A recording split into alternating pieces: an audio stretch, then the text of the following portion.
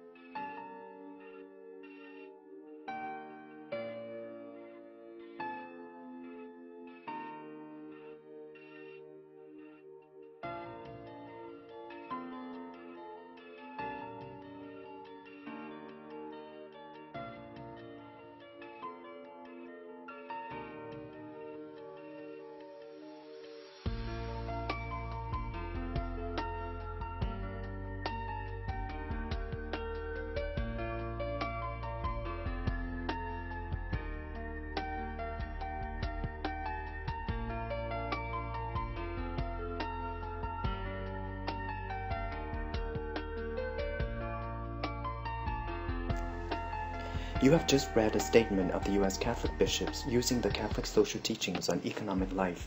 Although the global financial and economic crisis of 2007-2009 has ended, poverty continues to be the plight for many families. About 15% in the U.S. remains poor, and 40% of the world's population who live on less than $2. Compared to poor countries, the U.S. has the infrastructure and resources to solve domestic poverty.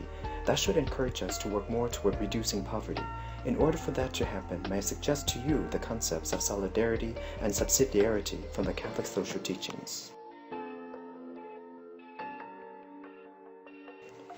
What is solidarity? It is a word used to mean that there is a sense of common good that binds us together naturally and supernaturally.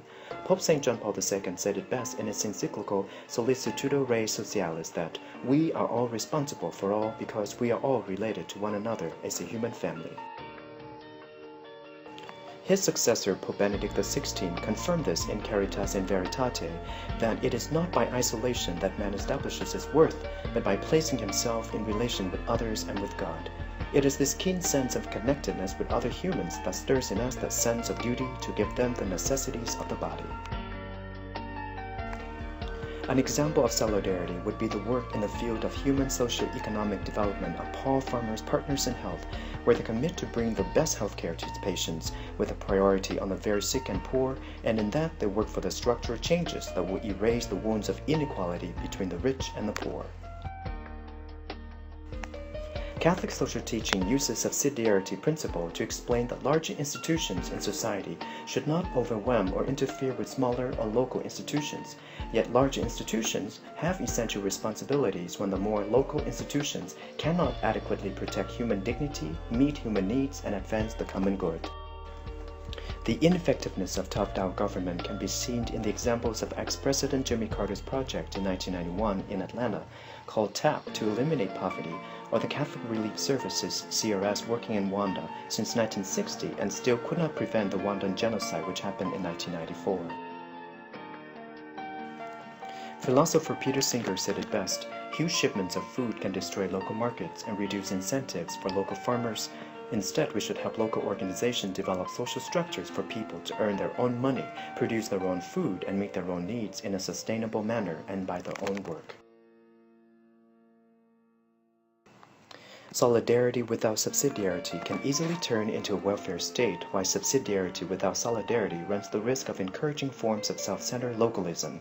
If these two principles give us hope, then we must act on them by participating in the process of making them a reality politically and personally, rather than lofty ideals to be admired.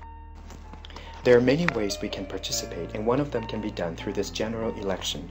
Together with a new president, poverty reduction can occur locally, nationally, or globally, depends on our participation.